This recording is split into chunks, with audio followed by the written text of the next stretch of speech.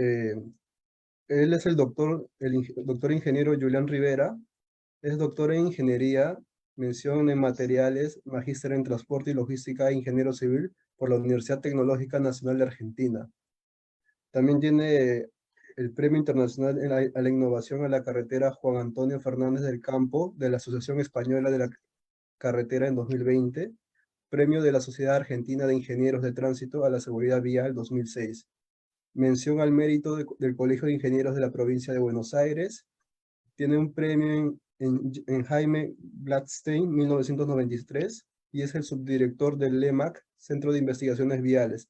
Además es investigador de intercambio de la Universidad Politécnica de Cataluña en España, becario del Centro Politécnico Superior de la Universidad de Zaragoza en España, y también es docente de grado y posgrado en temas viales de transporte en la Universidad Tecnológica Nacional, Universidad Nacional de La Plata y la Universidad de Buenos Aires en Argentina.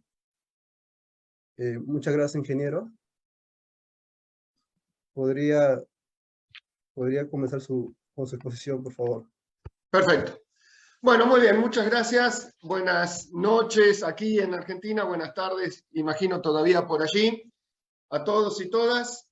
Un agradecimiento a los organizadores de este encuentro por la posibilidad que me dan de comentarles un poquito sobre esta temática que hemos acordado con ellos, con la gente que está organizando las jornadas,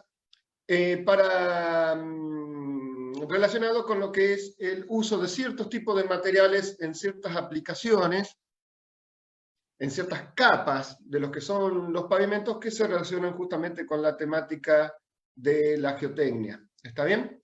Y para eso, comentarles alguna experiencia que estamos realizando desde hace varios años en Argentina y específicamente en el LEMAC.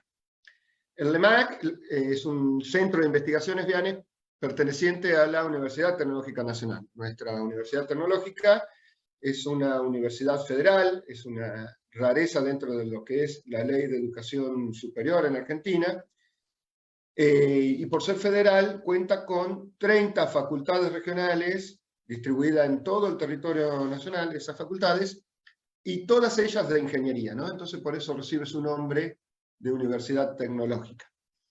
En la Facultad Regional de La Plata, de la ciudad de La Plata, se encuentra ubicado el Centro de Investigaciones Viales que cuenta la universidad. En cada una de las regionales en donde se dicta ingeniería civil tiene laboratorios, pero el Centro de Investigación, que es una categoría superior, está radicado en la Facultad Regional de La Plata. Y como centro cumplimos este año, a fin de año, nuestro 20 aniversario. El LEMAC existe desde fines de los 80, pero este año cumplimos 20 años como centro.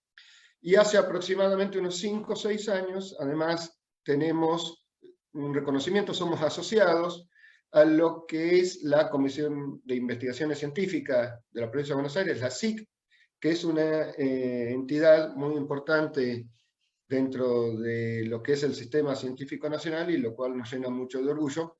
Por lo tanto, somos un centro que pertenecemos a la Universidad Tecnológica y tenemos una asociación con lo que es la SIC, ¿verdad? Eminentemente los temas que tratamos en el LEMAC son de índole vial. ¿Está bien? Y entonces posiblemente entre los que están escuchándome en este momento haya algunos que conocen sobre eso en relación con lo que hacen en función de la geotecnia en su actividad.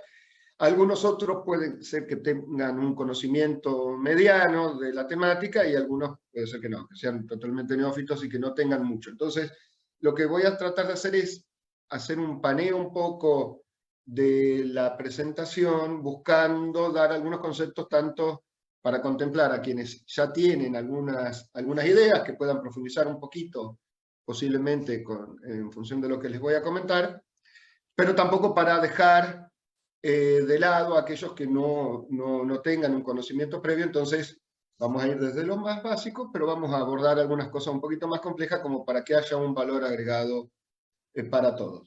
De última, entiendo, tengo un tiempo asignado y después de eso hay la posibilidad de consultas y si algo no quedara claro, por favor, les pido, me lo hacen saber en ese momento, que con todo gusto seguiremos conversando respecto de lo que puedo haber no explicado de buen modo.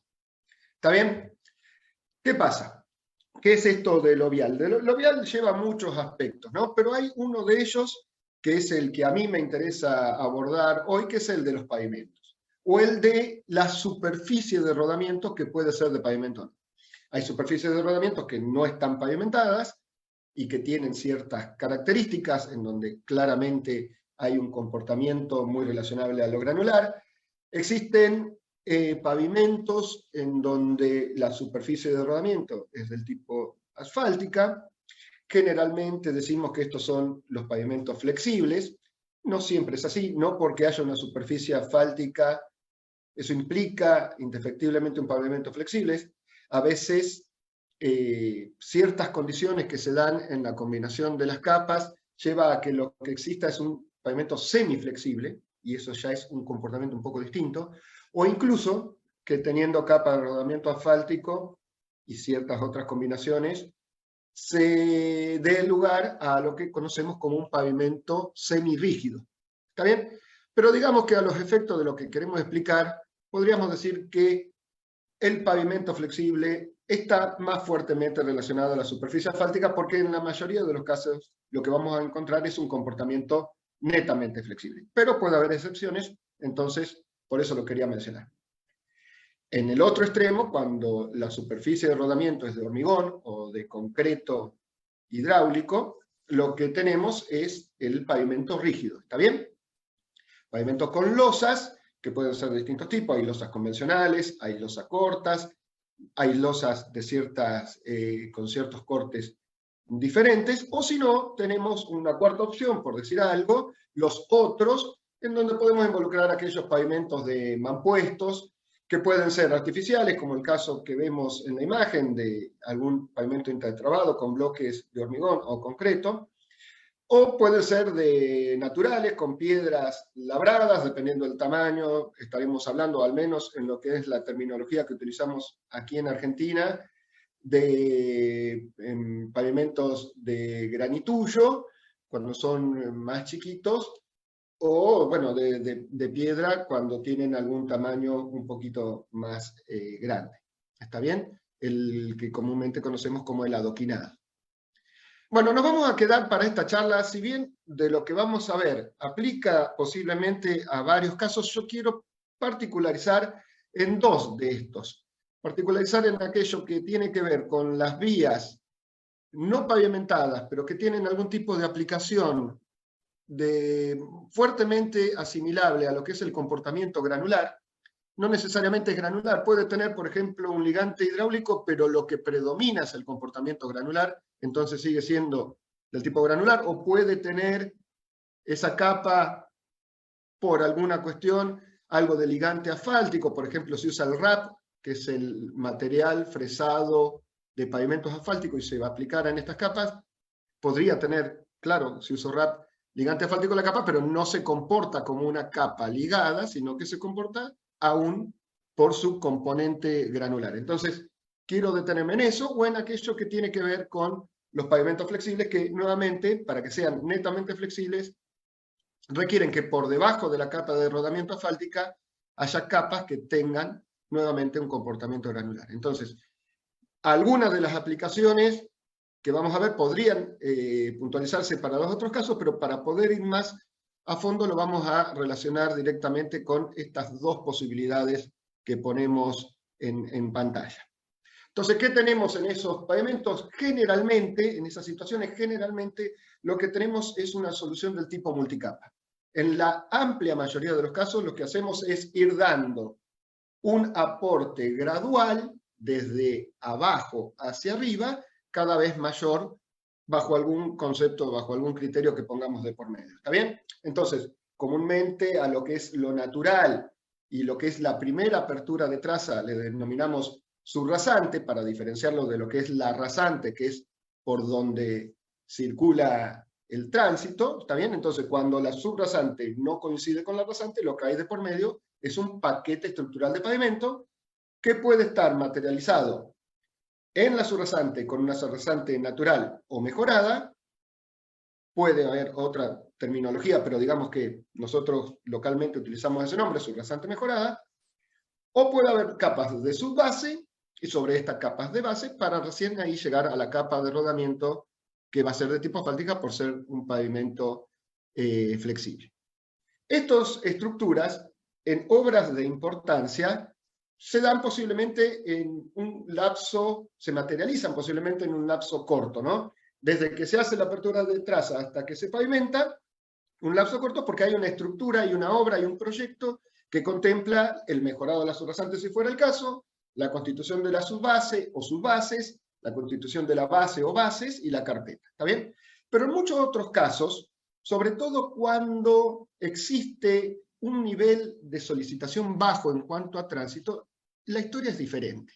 Pensemos en lo que son, por ejemplo, las zonas suburbanas de cualquier núcleo urbano, en donde primero se hace un loteo, llegan algunos vecinos a hacer sus primeras construcciones, tal vez la vía es apenas una apertura de traza que ante la lluvia no permite buenas situaciones de circulación, entonces ¿qué pasa? Tiran escombros, algún aporte de algún material granular de algún tipo de los vecinos y se va consolidando algo sobre lo cual luego cuando nuevos vecinos llegan y se va generando más obra, el municipio, la alcaldía, decide, bueno, ir mejorando de a poquito las condiciones y tal vez le hacen una base un poquito mejorada, y cuando esto tiene aún más volumen, posiblemente decide que algún itinerario del sistema de transporte público pase por allí o de dotarle de mejores condiciones y llega con la carpeta asfáltica. Está bien, algo que se puede ir dando de manera gradual. Cuando la vía es de bajo tránsito, y justamente eso es lo que tenemos. Tenemos una parte importante de nuestras vialidades que tienen un comportamiento relacionado con eso.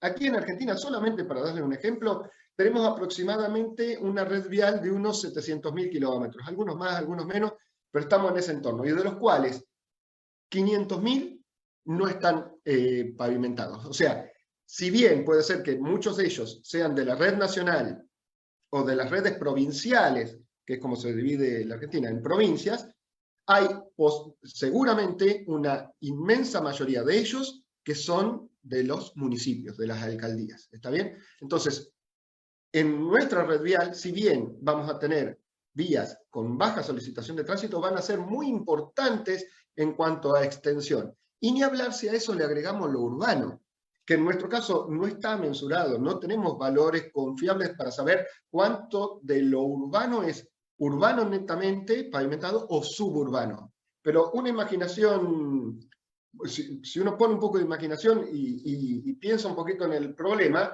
se da cuenta que cuando los núcleos urbanos van creciendo, cada nuevo anillo periférico que se genera tiene una superficie muy importante porque cada vez tiene mayor radio implicado. Entonces las superficies periféricas, suburbanas, no pavimentadas, que requieren cierto grado de solución y que tienen bajo el volumen de tránsito, son nuevamente importantes. En resumen, por extensión y por sumatoria de demanda, no por demanda estoy hablando de tránsito, ¿verdad? No porque sean obras viales que tengan cada una de ellas una demanda importante, sino que la sumatoria de la demanda de tan alta extensión de caminería en lo que hace a lo periférico de zonas urbanas o rural, son del tipo municipal y son, a su vez, un nicho especial de interés. ¿Por qué? Porque generalmente los municipios, o al menos aquí en Argentina, suelen estar desprovistos de contenido técnico, o por lo menos tienen menor sustento técnico en sus capacidades instaladas, digamos, en sus reparticiones, que lo que tienen las vialidades provinciales o las vialidades nacionales. Entonces ahí hay un nicho de interés. Ese es un aspecto que nos hace desde hace varios años trabajar en ese sentido, en tratar de ayudar de alguna manera desde el LEMAC a lo que son los municipios. Pero además, por otro lado, existe una realidad asociable a esos municipios. Y ahí decimos, si bien no queremos que la obra vial se transforme en un basurero, sí debemos darnos cuenta de que es una muy buena depositaria de ciertos residuos y de ciertos materiales subvalorados, siempre y cuando le den un aporte a lo vial. Entonces, no hay que transformar la obra vial en un basurero, pero es probable que muchos residuos que tengan una utilidad para lo vial puedan aplicarse y muchos materiales subvalorados para otras actividades puedan aplicarse.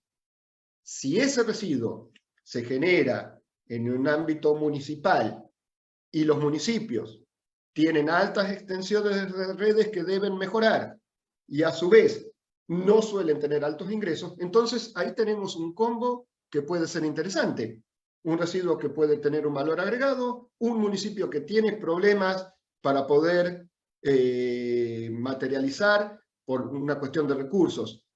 Toda una serie de obras que requiere por la demanda asociada. 3 aspectos que entran en juego y que nos han llevado a pensar desde hace muchos años en acciones.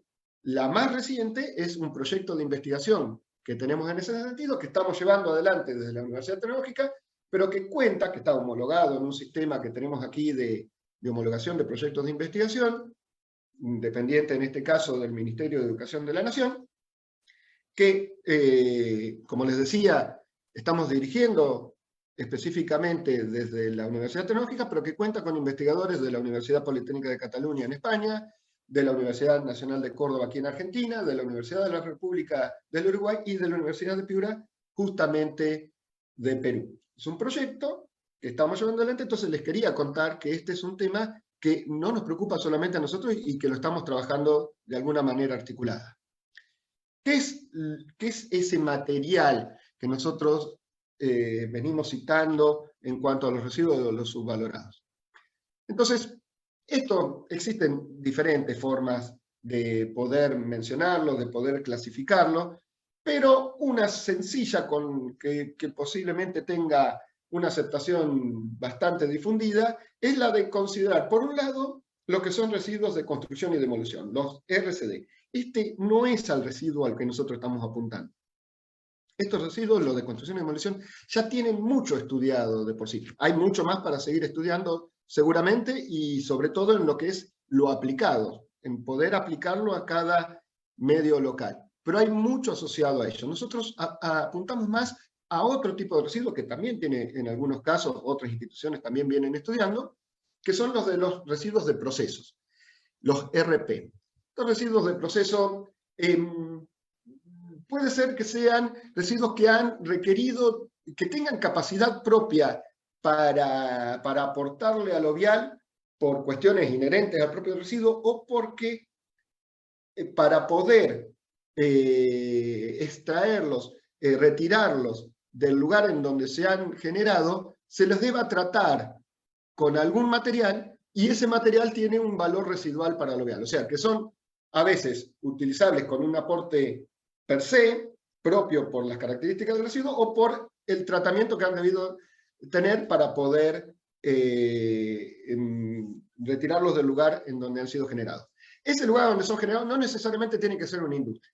Puede haber residuos de ciertos procesos que no sean necesariamente industriales, por ejemplo, de ciertas cuestiones que tienen que ver con lo residencial, como vamos a ver en algún caso un ejemplo. Hay una línea difusa entre esos materiales y algunos materiales subvalorados y otros tipos de residuos que también podríamos considerar. ¿Qué es esto de subvalorado? Generalmente, las obras viales seguían, al menos en Argentina es así, y estimo que en Perú y en el resto de países de Latinoamérica es así. O sea, sé que es así, pero digamos, como para no ser absolutista en lo que voy a decir, generalmente nos guiamos en las obras por especificaciones técnicas que dan las reparticiones de mayor jerarquía. En el caso nuestro es la Dirección Nacional de Vialidad. La Dirección Nacional de Vialidad ha pensado esas especificaciones técnicas con requisitos para los materiales de por sí, pensando en sus obras viales, que son de volúmenes de demanda importantes, con cargas importantes y con vidas útiles importantes. Por lo tanto, esas especificaciones técnicas dejan de lado muchas veces materiales para sus aplicaciones. ¿Por qué? Porque no cumplen con requisitos como para esa importancia de la obra. Ahora, eso no quiere decir que no sirva ese material para ninguna otra aplicación, porque una aplicación provincial posiblemente lo podría utilizar, y ni hablar de una aplicación en el ámbito municipal. Posiblemente un material desechado de una obra nacional por la demanda y por las vidas útiles que tenga, que sea desechado entonces por esa obra nacional, sea por decirlo de otra manera, oro en polvo para lo que es un municipio.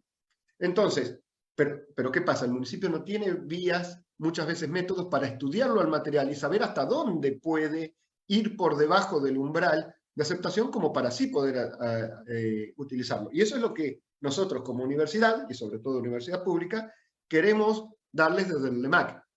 ¿Está bien? Y un ejemplo, por ejemplo, de esto, de lo que es residuo o no, es el propio asfalto, que para nosotros es de amplia utilidad en muchas aplicaciones. El asfalto es un residuo de lo que es la destilación del petróleo, ¿verdad? Primero salen las naftas, el gasoil, el fuel oil, los aceites y demás, y lo que queda en todo ese proceso de destilación es el asfalto. Para ellos es un residuo, pero para nosotros es el material que mueve el amperímetro, el material que hace que la balanza de que sí o que no. En una mezcla asfáltica, lo más caro va a ser el asfalto, aunque se incorpore en un bajo contenido. Entonces, esto de lo residual o no es algo medianamente relativo. Y eso es lo que queremos estudiar nosotros para sacarle muchas veces ese concepto de residual a algo y para darle un concepto de utilidad. Vamos a abordar entonces esos materiales, no obstante, pueden ser utilizados de manera combinada con los RCD. O sea, yo puedo utilizar estos residuos con materiales vírgenes o únicamente con RCD o con una combinación. Entonces puede haber combinaciones de estos. Establecerse límites no sería lo más indicado, pero es como para poder mostrarlo en lo que es un sistema de clasificación para poder dar algún concepto más al respecto. Ahora, las soluciones que yo vaya a instrumentar deberán tener, y esta es nuestra primera recomendación, un sistema de medición. Ahí es donde entramos también. ¿Por qué? Porque si vamos a analizar un residuo para aplicarlo de cierta manera, tenemos que plantear en algún momento posiblemente alternativas de cómo utilizarlo. Entonces, si yo no mido, ¿cómo puedo comparar esas alternativas? Esto es una verdad clara y sencilla, pero bueno, creemos que hace falta fortalecerlo. Si yo luego aplico y no mido lo aplicado, ¿cómo puedo generar que esto sea un sistema, sea una aplicación sistémica? ¿Cómo puedo retroalimentar si no veo lo que apliqué? Entonces, lo aplicado, medir para aprender sobre lo realizado. Y además, porque quiero optimizar recursos. Las necesidades van a ser infinitas y los recursos van a ser finitos. Entonces, si yo quiero optimizar la relación entre lo infinito de las necesidades y lo finito de los recursos, tengo que de alguna manera basarme en un sistema de medición. Y ese es un punto crucial. En algunos casos, esas mediciones no pueden ser propias del municipio. La capacidad que tienen instalada muchas veces no llega a poder instrumentar las mediciones necesarias. ¿Qué pasa en eso? En esos casos entramos nosotros, los centros de referencia, que somos los que o medimos o adaptamos metodologías existentes para que puedan establecerse como sistemas de medición adecuados para lo que se tiene que estudiar. Entonces, hay distintas maneras de medir y hay distintas complejidades. Esta es la historia de toda la vida de la ingeniería. La escala del problema con la escala de la solución. No ir a la guerra con un papamosca ni tratar de matar moscas a cañonazos. Encontrar una relación entre lo que uso como método de análisis y el problema a resolver. Y entonces ahora entro ya en un tema directamente relacionado con la geotecnia. ¿Cuál es el estado del arte? ¿Cuál es la forma de poder analizar más acertadamente en la ingeniería vial? Disculpen, lo que tiene que ver con estas capas granulares.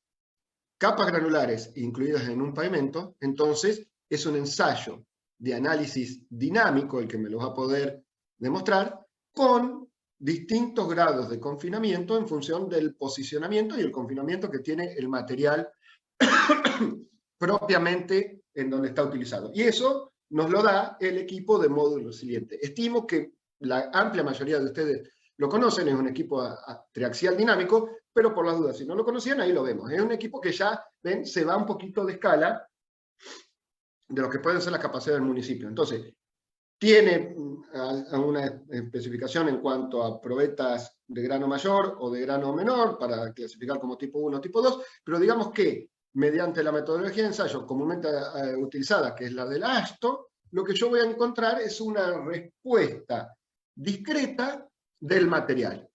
Sigma 3 es el confinamiento, sigma D es la magnitud de la carga que le doy, distintas magnitudes de carga, distintos confinamientos, van a terminar dando distintos módulos de respuesta. MR es el módulo resiliente de respuesta. La normativa hace que apliquemos 15 series de ensayo, por lo tanto tenemos 15 respuestas ante 15 confinamientos y 15 tensores desviadores, 15 módulos de respuesta. Es la respuesta discreta del material. Ahora, si nosotros queremos darle la continuidad a eso que tenemos como unos puntos en el espacio, queremos encontrar la continuidad de la respuesta, lo que vamos a hacer es definir un plano alaviado en el espacio, aquel que mejor ajuste a esos 15 puntos, un plano alaviado en el espacio. Si ese plano existe, entonces existirá una ecuación que le da origen. Habrá una ecuación que le permitirá dar origen. Y eso es lo que conocemos como la ecuación constitutiva del material granular que estoy analizando. Estoy hablando de materiales que pueden ir a las naturales, o estabilizados, o mejorados de alguna manera, que pueden ir a la subrasante, la subbase o a la base. ¿Está bien? En donde hay netamente, más fuertemente, un comportamiento granular. Más allá de que pueda haber cierto contenido en su constitución de cementos, puede haber cierto contenido de cal, puede haber cierto contenido de algún material asfáltico o de algún otro material. Pero el comportamiento es granular. Cuando yo defino esa ecuación constitutiva, la defino a través de estas tres constantes de ajuste de calibración, K1, K2 y K3, por ejemplo, en su expresión más difundida, lo que hago luego es ir a un análisis estructural mecanicista y establecer para un punto característico de cada una de las capas, primero con valores aproximados de módulo de respuesta y con valores de densidad puestos de por medio, hago un análisis tensional de tensión de formación y con eso vuelvo a establecer veo si existe una concordancia en cuanto a los resultados de los módulos de respuesta obtenidos mediante esa vía. Y si no, lo que hago es establecer un sistema convergente en donde voy modificando los módulos de respuesta, que supongo lo incluyo en un proceso y voy dando los resultantes y así voy en un sistema de convergencia. Como ustedes ven, esto, como sistema de análisis, escapa a las capacidades muchas veces de lo que quiero solucionar. Está fuera de escala, muy posiblemente, de lo que yo quiero solucionar. Si yo quiero conocer particularmente lo que tengo respecto de esta forma de pensar en cada una de las obras, o digamos, en un cierto grupo de tramos que puedo considerar como homogéneos, se fue de escala. ¿Está bien? Entonces, ¿qué es lo que sucede comúnmente? Cuando yo quiero abordar temas como los que venimos viendo para la vialidad municipal y para el tipo de aplicación con residuos de bajo aporte estructural, en donde estoy buscando algo sencillo, voy a lo clásico. Y entonces, ¿a qué voy? Voy en los materiales muy fuertemente granulares, voy al ensayo de valor soporte relativo, que ahora sí estoy seguro todos ustedes conocen. Valor soporte relativo, BSR o CBR, por lo de California, tal vez algunos los conozcan así, que me da un valor sencillo, o a través de la resistencia a compresión inconfinada, mediante probetas sistemáticas de ensayo, normativas, que contemplen el tamaño de los granos implicados. Entonces hay algunas que lo hacen con probetas más chiquitas, otras con probetas más grandes, pero digamos que de alguna manera, con la clásica geotecnia, con la clásica metodología y sistemática de análisis que tomamos los viales, podemos de alguna manera guiar a lo que tienen que ser nuestras investigaciones. No siempre lo más complejo, no siempre lo más moderno, es lo que nos da el mejor resultado en cuanto a optimización de recursos. Por supuesto, esto tiene un correlato en lo que van a ser algunos tipos de mediciones de campo. Puedo haber, así como en laboratorio mido la respuesta granular dinámica a través del módulo resiliente, puedo en obra establecer módulo resiliente mediante un deflectómetro de impacto liviano, un LWD, un Lightweight Deflectometer. Pero muy posiblemente este equipo yo no lo pueda tener disponible para la tipología de obra que quiero analizar. Capaz que teniendo, en el mejor de los casos, un valor soporte in situ, lo puedo lograr. E incluso muchas veces ni siquiera el valor soporte in situ, por ahí con un DCP, un penetrómetro dinámico de cono, más o menos me arreglo. Entonces, hay correlato entre el laboratorio y, como les decía, hacerlo sistémico y lo que yo hago y obtengo en obra. Todo esto da lugares a adaptaciones muchas veces, da lugares a modelos, da lugares a nuevas normas que yo debería aplicar. Y eso es justamente lo que venimos estudiando en el DEMAC desde hace tanto tiempo. Muchas de esas cuestiones relacionadas con esto que vengo hablando y otras con otro tipo de materiales y otro tipo de aplicaciones. Como eso a veces se dificulta, luego el que lo quiere aplicar, llevarlo a la práctica, lo que nosotros tenemos es una guía de las metodologías y procedimientos que surgen de lo que vamos analizando, en donde hay una codificación y una escritura como para poder llevarlo adelante como si fuera una normativa, ¿está bien? Entonces, les invito, para aquel que les pueda interesar, ahí tienen en ResearchGate, que es este repositorio virtual, lo podrían buscar, con el código 33 68 99 47, 33 68 99 47, si alguno toma nota, en ResearchGate pueden acceder a esa publicación y verán toda una serie de herramientas como las que le vengo mencionando y cuyos códigos en algunas filminas van a aparecer de adaptaciones que hemos debido realizar en función de las características de estos materiales que son no convencionales. Entonces, ¿cuáles pueden ser esas soluciones que pueden verse implicadas de alguna manera? Por ejemplo, acciones básicas de corta duración. No son ni siquiera un mejorado. Es algo que tiene una vida útil, que trata de darle una mejor condición mediante una vida útil y que sabemos que de alguna manera se va a perder. Seguramente a lo que si queda va a ser una subrasante. Es darle eso. Buscar de disminuir de alguna manera el lapso en el cual, aumentar el lapso en el cual tengo que hacer mantenimiento y digamos que de alguna manera optimizar recursos. Y acá tenemos un ejemplo de alguna aplicación que tuvimos hace un par de años, el desgomado de soja. El desgomado de soja es el producto, el residuo resultante del proceso de extracción del aceite del poroto de soja.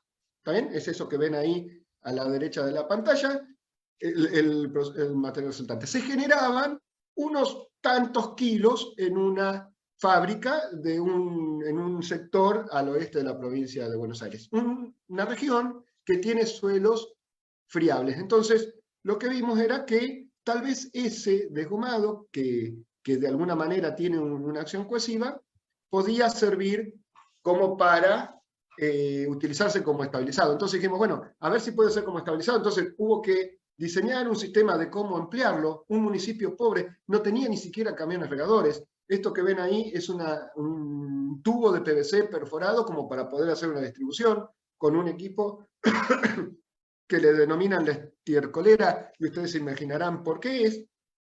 Entonces, lo que se vio es una forma de generar el mezclado, buena relación del volumen que se generaba con esta fórmula, y en cuanto a la cantidad de metros cuadrados que podían tratar de camino. O sea, ese es un punto fundamental para usar residuos. El primero es usar el residuo donde el residuo se genera, porque si lo tengo que transportar, ya deja de ser un residuo y empieza a ser un material comercial. Cuanto más transporto, menos se parece a un residuo, ¿está bien? Entonces, primero, usarlo en el lugar en donde se genera. Segundo, que la cantidad de residuo que se genera tenga que ver con la cantidad de hora que yo puedo hacer. Si yo genero muy poco residuo para el volumen de hora que tengo que empezar a copiar, estoquear, y eso es un costo adicional que no tiene sentido. Entonces, no debería pensar en este tipo de aplicaciones cuando genero muy poco residuo respecto del volumen de obra. Y si la cantidad de residuos que genero es inmensa comparado con el ritmo de obra que yo tengo, tampoco tiene mucho sentido, porque ¿para qué me voy a poner a estudiar si no resuelvo el problema real que tengo en una proporción interesante, ¿no? Entonces tiene que haber una buena relación entre cuánto se genera de residuo y cuánto se aplica. Entonces les decía, tratamos de ver a ver qué pasaba para aplicarlo como un estabilizante. Y hicimos análisis de valor soporte relativo, son valor soporte embebidos, A es el suelo solo, porque es un suelo arenoso. D es la dosis oficial, esta que obtuvimos mediante esta metodología, que era la que permitía una adecuada distribución, dosis oficial. Y entonces vimos que solo daba un valor soporte de 16, más la dosis oficial de 18 y más la dosis oficial por 2, 18. Conclusión, no estabiliza. 16 y 18 es un poquito distinto, pero está dentro del margen, si se quiere, del error de lo que es el ensayo. Entonces, adaptamos la metodología, pero no pudimos encontrarlo. Entonces, no es un estabilizante. Sin embargo, moldeamos una probetita, la sumergimos y, sin embargo, hay una diferencia. Cuando es el suelo solo, se desmoronaba, y cuando tenía la dosis, aguantaba muchísimo más. Esto luego de 10 minutos de sumergido. Entonces, algo había, pero no era lo de llegar a estabilizar. Entonces, ¿qué hicimos? Lo analizamos como un paliativo de polvo, es decir, algo que se pudiera regar y quisiera que hubiera menos erosión eólica, por ejemplo, de este material. Para eso, lo que se hizo es adaptar un ensayo del Cuerpo de Ingenieros de los Estados Unidos, un ensayo que se utiliza de una manera más compleja para el diseño de helipuertos del tipo natural. Ustedes se imaginan por qué les interesa que no vuele el polvo ahí, porque se les erosiona por completo. Entonces lo que hicimos fue adaptar esa metodología, generarlos en el equipito. Ahí tienen el procedimiento asociado que tenemos en el manual de procedimiento de cómo se ensaya esto, y analizamos el potencial de pérdida por erosión, porque por aquí cae una arena con una cierta granulometría. Este es un soplador que está normalizado, entonces golpea sobre la superficie, y aquella probeta que pierde más por erosión tiene menor efectividad en cuanto a lo que es el paliativo de polvo. Entonces, ¿qué hicimos? Lo analizamos solo con la dosis oficial y con la dosis por 2, y lo que encontramos es que no hacía falta utilizar la dosis por 2, pero sí tenemos una buena acción como paliativo de polvo del material aplicado, porque redujimos en un 40% lo que es la pérdida. Entonces, esa es una forma de analizar un residuo utilizado para algo que ni siquiera es un mejorado. Si ya vamos a un mejorado, o conocido en otros lugares como corrección o consolidación del suelo natural, entonces esto ya es medio básico para ustedes, ¿no? Si simplificamos lo que es el comportamiento granular y decimos que o el suelo es cohesivo o el suelo es friccional, si un suelo es muy arcilloso, es netamente cohesivo, y lo que tenemos que hacer para mejorar es mejorarle su componente friccional. Si en cambio el suelo es arenoso, es netamente friccional, y lo que podemos hacer en ese mejorado es darle más de su componente cohesivo. Entonces, eso es lo que buscamos con el mejorado. Cuidado, si esto va a quedar a nivel superficial, hay que ver cómo se lo mantiene, porque no necesariamente esto lo protege de lo que es el tránsito y de lo que es la erosión. ¿Está bien? Pero es una mejora, no es una estabilización. Entonces, este es otro ejemplo, ¿no? De algo que es un mejorado. Sobre un suelo muy plástico, un suelo A75 bajo la clasificación HRB, que es la que usamos generalmente en Novial, que es muy parecido a lo que tiene el sistema unificado.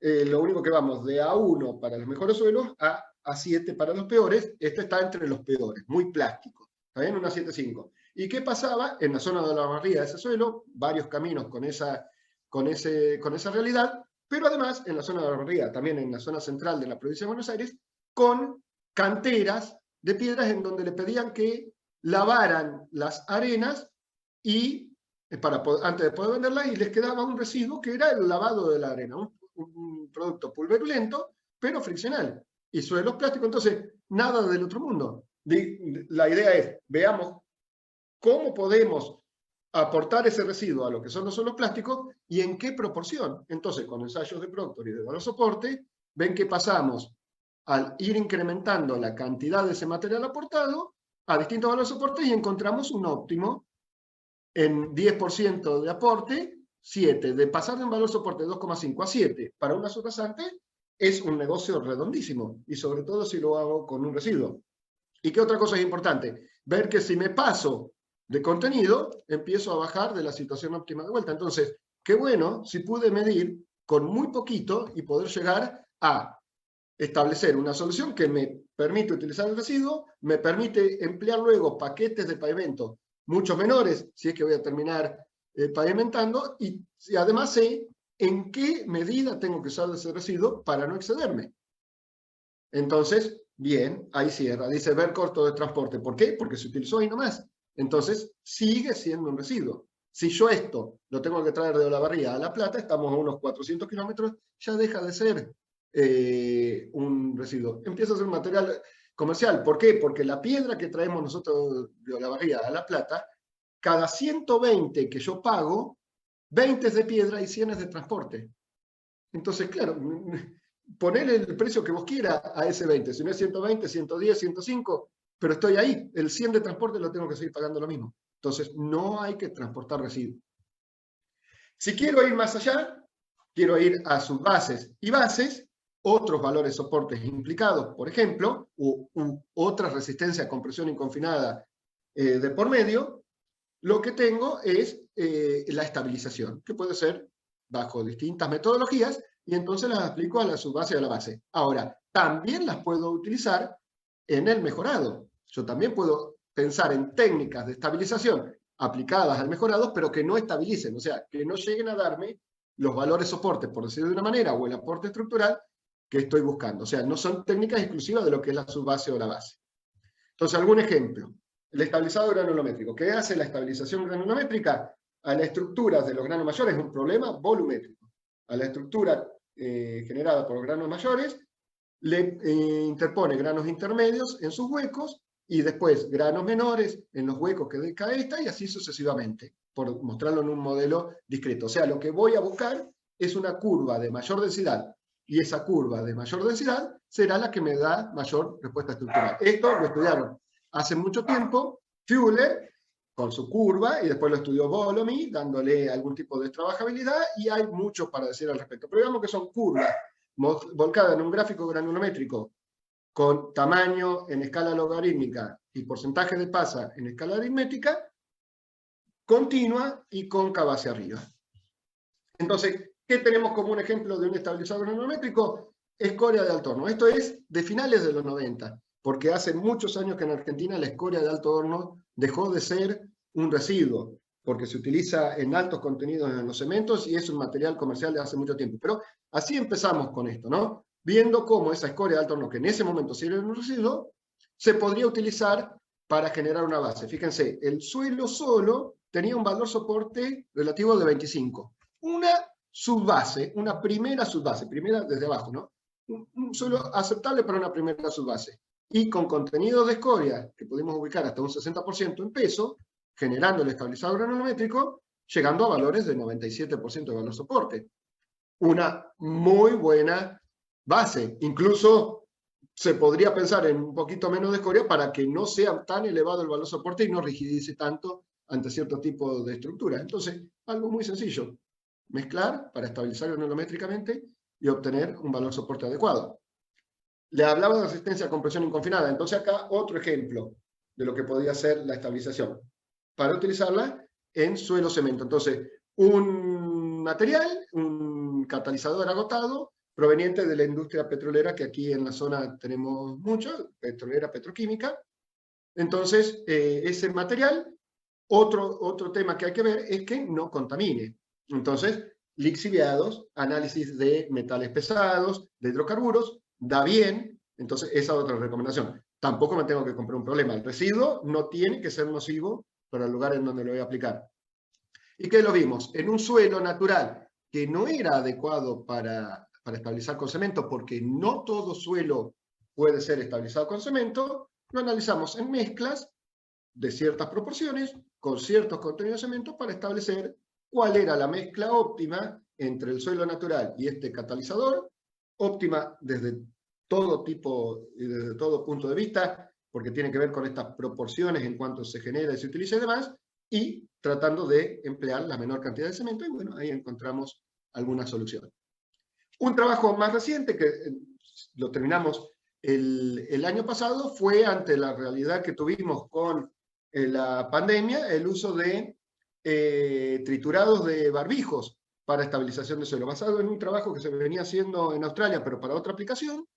Empezamos a estudiar cómo se podía incorporar esto en suelo fino, en capas de suelo fino, y fíjense, un suelo A2, que es un suelo arenoso, muy característico del oeste de la provincia de Buenos Aires, partiendo de un 20% de valor soporte, con el barbijo triturado, ahí ven algunas imágenes, llegamos a un valor soporte de 50 casi. una muy buena subbase. Un suelo a 4, un suelo intermedio, partiendo de 20 también, llegamos a 30. Y un suelo bastante plástico, partiendo de 10, llegamos a 16. ¿Está bien? Entonces, distintas opciones, distintos tipos de suelos para ver qué es lo que pasaba. En todos ellos, bastante coincidente en que el óptimo lo encontramos cerca, entre el 1,5 y el 2%. Esto es algo así como 1,5 millones de barbijos por cuadra urbana por capa. Es un número interesantísimo. Previo a la pandemia se utilizaban unos 8.000 millones de barbijos anuales. O sea, en 2019 se utilizaron aproximadamente 8.000 millones de barbijos a nivel mundial. Es decir, para simplificar, un barbijo por persona al año. Durante la pandemia se llegaron a utilizar 129.000 millones por mes. Esto es algo así como una relación por 200. Y para que tengan una idea, fue también un número cercano a unos 3 millones de barbijos descartados por minuto a nivel mundial. ¿Está bien? Entonces, ese fue un problema, el barbijo, ¿no? Ahora pasamos un poquito de la pandemia, pero ese barbijo es generado con una tela típica que tiene muchas otras aplicaciones, no solamente en lo que es el sistema de salud, sino que también en algunas cuestiones relacionado con lo que son el uso diario, las bolsitas con las que vamos al mercado, algunos colchones vienen con eso y demás. Entonces, es un tema que se debe seguir solucionando. Se la conoce como SMS o se la pueden conocer aquí en el medio local como friselina. No sé si en Perú la conocerán así también. Y que puede ser fácilmente triturado desde con equipos muy importantes hasta con equipos pequeños, y que puede no ser utilizado por el municipio, puede tener gente trabajando para la trituración de esto y aplicarlo no solamente en pavimentación, sino también por ejemplo, en las bases, en bacheos y demás, dependiendo del volumen que tenga de este residuo. También hay para hablar sobre lo que sucede en la capa de rodamiento.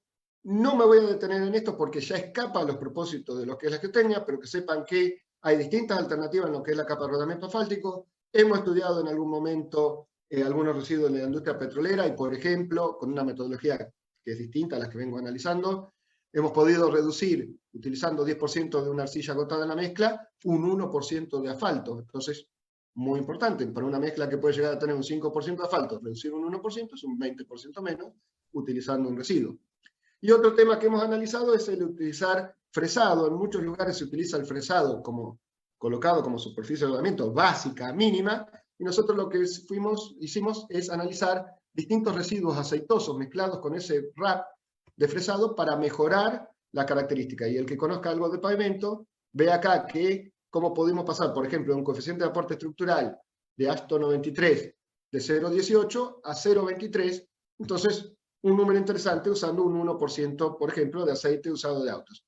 En este caso usamos aceite usado de motores, usamos aceite comestible usado, de las freidoras que muchas veces tienen las casas de elaboración de comida, y también usamos un poquito del desgomado de soja, con ese no tuvimos resultados, para dar una idea. Y otro tema con el cual estamos trabajando muchísimo en mezclas asfálticas tiene que ver con el NFU. El neumático fuera de uso es un problema a nivel mundial.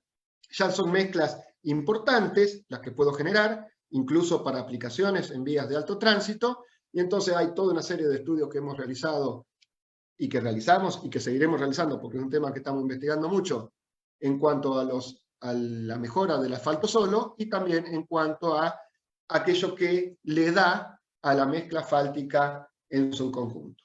¿Está bien? Es un tema que venimos desarrollando mucho, como les digo. Al que le interese puede visitar nuestras páginas, al final le doy los contactos, pero como para que sepan que hay mucho para ver. ¿En qué estamos trabajando ahora? Bueno, con lo que hemos analizado del uso de los plásticos, hemos llegado a niveles de subbase. Entonces ahora lo que estamos haciendo es generar material para nivel de base. Entonces estamos, no les puedo decir cómo, porque todavía lo tenemos en proceso de protección de propiedad intelectual, estamos con suelo y plásticos residuales generando agregados artificiales. Esos agregados artificiales, nuestra idea inicial era utilizarlos en estabilizados granulométricos, es una mezcla 70 de agregado y 30 de suelo. Pensábamos encontrar un valor soporte de 60 y llegamos a valor soporte por encima de 80. Entonces dijimos, bueno, no, vamos un poquito más. Entonces lo estudiamos en bases estabilizadas, esa misma mezcla estabilizada con emulsión asfáltica. que ya se analiza con la metodología Marshall. Pensábamos encontrar una respuesta a una estabilidad Marshall de 200, 300 kilos y encontramos estabilidades de 500, 600 kilos. Entonces dijimos, no, bueno, vamos otro poquito más y ya lo usamos como superficie de rodamiento y pensábamos que nos iba a dar unos 600 kilos de estabilidad y nos da 1500. O sea que estamos encontrando respuestas estructurales muy buenas con esto, entonces estamos investigando, seguimos investigando, queremos llevarlo a escala industrial y lo tenemos presentado en un concurso de innovación que tiene el Ministerio de Ciencia y Tecnología e Innovación aquí en Argentina, y entonces estamos viendo a ver cómo proteger un poquito todo esto y seguir estudiando, pero no quería pasar por alto para que vean en cuáles son líneas de trabajo con las que estamos. Breves conclusiones. Aplicar el residuo en inmediaciones donde el residuo se genera, ver el campo óptimo de aplicación de cada residuo en particular, algo que aplico con buenos resultados en una obra no quiere decir que se aplique con buenos resultados en otra, ni que algo que no funcione en una obra no quiere decir que no funcione para ninguna otra. Entonces tengo que estudiar, medir. Debo estudiar aquellos residuos que se generan en un ritmo adecuado al ritmo de obra. Eso es importantísimo. Y la medición, tanto para el diseño, la materialización, como para el monitoreo, es indispensable para que esto sea un comportamiento sistémico y que nos permita encontrar la herramienta adecuada para el problema adecuado, para el problema que tenemos. Le dejo ahí los contactos del LEMAC para poder visitarnos, por favor. A nosotros nos ayuda mucho tener mayor difusión. Cuanto más gente tenemos incorporada en nuestras redes, mejor. Nos da difusión, nos da posibilidades de alcanzar otras formas de poder estar, por ejemplo, en una reunión como la que estamos ahora charlando con ustedes. Les dejo también mis contactos personales. Síganme, coméntenme, charlenme y veamos también todo aquel que tenga alguna idea de hacer algo en conjunto sin ningún problema. Les agradezco muchísimo por este tiempo. Quedo totalmente abierto a consultas y comentarios. Dejo de compartir como para poder vernos y poder charlar un ratito.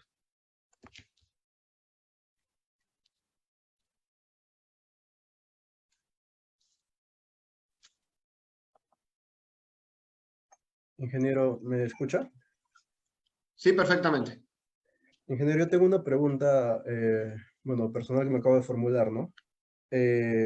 Por ejemplo, para estos tipos de residuos, ¿ustedes han hecho algún ensayo de repente o para ver el comportamiento de los pavimentos flexibles en las deformaciones o deflexiones superficiales?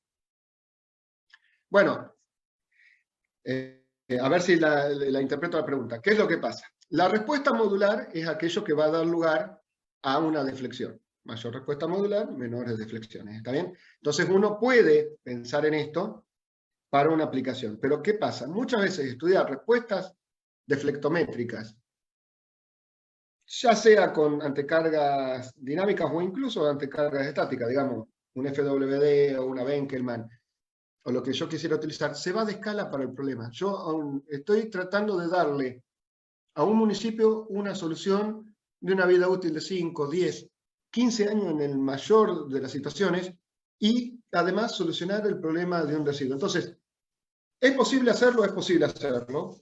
Si está la capacidad instalada, buenísimo. Pero no sería lo ideal pensar en respuestas deflectométricas para este tipo de problemas. Tengo que pensar, más vale, en respuestas del tipo indirecta. Por ejemplo, el valor soporte relativo. ¿Está bien? Entonces, si yo puedo tener más certeza en un valor soporte, y yo prefiero irme por este lado porque les doy algo que la capacidad técnica del municipio puede interpretar y puede comparar. Ahora, totalmente es útil lo que mencionás y claro que sí, hemos hecho trabajos de ese tipo en diversas obras que nos toca trabajar. Y bueno, es una de las bases como para poder, de alguna manera, a los diseños darle mayor rigurosidad. Correcto, ingeniero.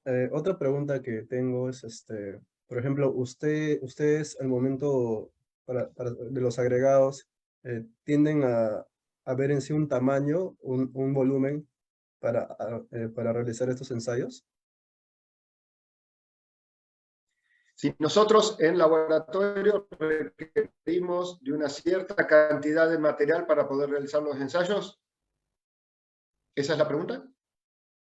No, en sí el volumen, ¿no? Por ejemplo, de las mascarillas que usted, bueno, nos habían mencionado, Sí. las mascarillas ustedes lo trituraban, ¿verdad? O sea, mi pregunta Sí. es, ¿no? Si si hay respecto a una forma, un volumen de cada desperdicio que se puede utilizar, o sea, Bueno, obedece a sí, un... recién les mencionaba. Nosotros lo que establecimos es que aproximadamente una cuadra en Argentina tiene generalmente, se dice, unos 100 metros de longitud y una vía suburbana tiene aproximadamente unos 6 metros de ancho. Entonces, si hacemos una capa de 20 centímetros de espesor en 6 metros de ancho y en 100 metros de longitud, una cuadra, lo que nuestros estudios llevó es que aproximadamente son 1,5 millones de barbijos los que podría utilizar por capa. Eso es técnicamente el contenido óptimo que hemos encontrado es de un 2% en peso por encima del 100% de peso de suelo seco. ¿Está bien? Pero eso muchas veces no nos dice tanto. Entonces, por ahí, ese volumen de 1,5 millones de barbijos nos da una idea un poquito más. Son unos 4.000, en el entorno de unos 4.000 kilos de residuos por cuadra que podría estar utilizando si es que ese textil viniera de otra fuente que no fuera el barril. Correcto, ingeniero. Otra pregunta que tengo, ¿influye la temperatura o el clima para este tipo de agregados que ustedes utilizan?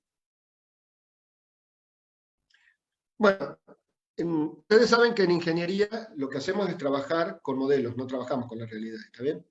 Entonces, ¿qué sucede? El modelo con el que estoy trabajando más fuertemente en lo que ha sido la presentación es el modelo de valor soporte relativo. Y el valor soporte relativo se realiza a temperatura del laboratorio. No tengo forma de modificarle la temperatura para poder analizarlo. Entonces, bajo el modelo de valor soporte relativo, no habría manera de reflejar la incidencia de la temperatura y mi respuesta tendría que ser que no. Ahora, no es el único modelo. Yo puedo trabajar en modelos más complejos y, por ejemplo, si pongo de por medio ligante asfáltico, entro en modelos en donde entra en juego la rheología del asfalto, que da respuestas no solamente ante distinta velocidad de aplicación de la carga, sino que también ante distintas temperaturas. Y ahí claramente ese modelo sí me va a permitir analizar una incidencia. Pero es un modelo que estaría fuera de escala posiblemente para estas aplicaciones que yo les mostré en la charla de hoy. ¿Está bien? Entonces, las respuestas no pueden ser absolutistas, es bajo el concepto del modelo que estoy trabajando. No sé si fui claro. Correcto, ingeniero. Sí fue demasiado claro. Otra pregunta que tengo es, para suelos de tipo arcilloso, ¿qué soluciones de agregados usted daría? Bueno, el suelo arcilloso, ¿qué tiene? Tiene respuesta cohesiva generalmente, ¿está bien? Entonces, una respuesta de aporte estructural ante la ausencia de humedad. Ahora, cuando la humedad y la saturación se hacen presentes, esa parte de la respuesta se pierde.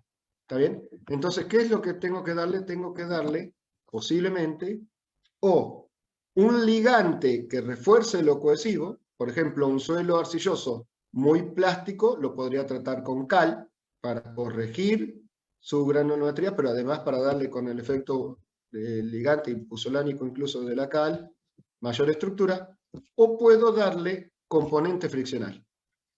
Y si le quiero dar componente friccional, debo agregarle, en este caso, porque nosotros estamos hablando de residuos, algún residuo que pueda darle algo friccional. Ponía el ejemplo del lavado de arena, pero por ejemplo, si tuviera vidrio triturado, sería un caso en donde podría utilizar algo que va a darle fricción a ese suelo. Si tuviera plásticos triturados bajo algún concepto, le daría fricción a ese suelo. ¿Está bien? Algo que les pueda dar, o un agregado subvalorado que no se utiliza para ciertas aplicaciones, pero que lo tengo disponible a muy bajo costo. Entonces, lo que tengo que buscar es ese tipo de solución, en donde de alguna manera modifique la plasticidad del suelo propia, inherente de lo que es una arcilla.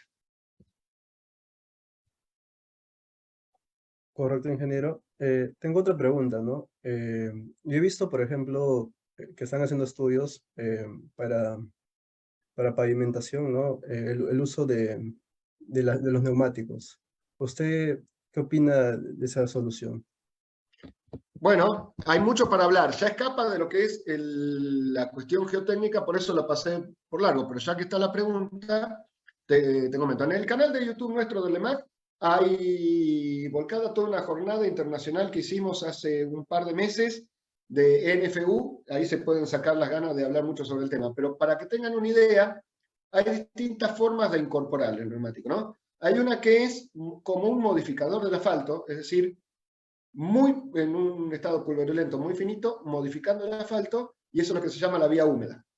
Si no, se lo puede incorporar con alguna granulometría un poquito más grande, como un agregado más, como un inerte más, y eso es lo que se conoce como la vía seca. Y hay otra forma intermedia que algunos dicen que sigue siendo vía seca, otros dicen que es una semi-húmeda, no nos vamos a meter en eso, que es un predigerido en asfalto del NFU incorporado en la planta asfáltica por un silo. Pero digamos que hay mucha tecnología, entonces hay mucho para decir. Más allá de eso, con sus pros y con sus contras, es una tecnología súper atractiva para lo vial. El empleo del NFU es muy, muy atractivo, porque ese residuo es un problema importantísimo a nivel mundial, que puede además darme lugar a mezclas asfálticas de mejores características que las convencionales, incluso llegando en muchos casos a respuestas similares a las de las mezclas asfálticas modificadas, pero en donde uso polímeros vírgenes, lo cual es buenísimo porque logro mejores respuestas, pero estoy usando un polímero virgen, o sea, tengo algo, una industria por medio. En cambio, si uso NFU, uso un residuo. Entonces, hay una amplia experiencia en muchos países. Europa tiene mucho conocimiento en eso. En América tenemos algunas experiencias. Estamos tratando de solucionar. Lo que no hay que hacer es usar NFU que nos venga de afuera. Ese es el tema. Tengo que usar NFU mío, porque si no estoy importando neumáticos usados de otro lugar. Entonces, lo que hay que hacer es investigar mucho para nuestra realidad y adaptarlo. El potencial es enorme. ¿Se puede meter la pata? ¿Se pueden hacer cosas mal? Por supuesto. Ese también es un potencial, una probabilidad muy grande. Por eso hay que estudiar y verlo para no generar problemas. Pero si la pregunta ¿es adecuado en el FEU? En términos generales, es por supuesto. ¿Bien hecho? Sí. Correcto, ingeniero, doctor. Muchas gracias por su ponencia. Fue muy clara y hemos aprendido bastante por los métodos que se usan en Argentina también. Espero poder, para próximas conferencias, poder invitarlo y que participe. Y vamos a estar al tanto de sus redes sociales y de sus publicaciones para poder aprender más aquí de nuestra casa de estudios de la Universidad Ricardo Palma. Y también le vamos a brindar un certificado de participación por su ponencia. Muchas gracias, doctor. No, gracias nuevamente por la posibilidad de participar. Por supuesto, cuenten conmigo para aquello que les pueda ser de utilidad en futuras ediciones. Ojalá en algún momento también alguna presencial, porque siempre es lindo poder encontrarnos y poder charlar mano a mano. Esto de lo virtual ayuda bastante, pero no es exactamente lo mismo. Ojalá que alguna vez podamos generar algo del tipo presencial. A mí, Perú es un país que amo profundamente. He ido, no sé, yo supongo unas 20 y pico de veces. Canta ir, ahora hace un par de años que, Clara, por razones obvias, no me toca, pero si alguna vez estoy por allí, se los haré saber como para poder encontrarnos. Les agradezco si podemos tener esa participación en las redes sociales, la visibilidad en estos días que corren es algo importantísimo. Y bueno, quedo a disposición y gracias nuevamente. Muchas gracias, ingeniero. Le mandamos un fuerte abrazo. Cuídense.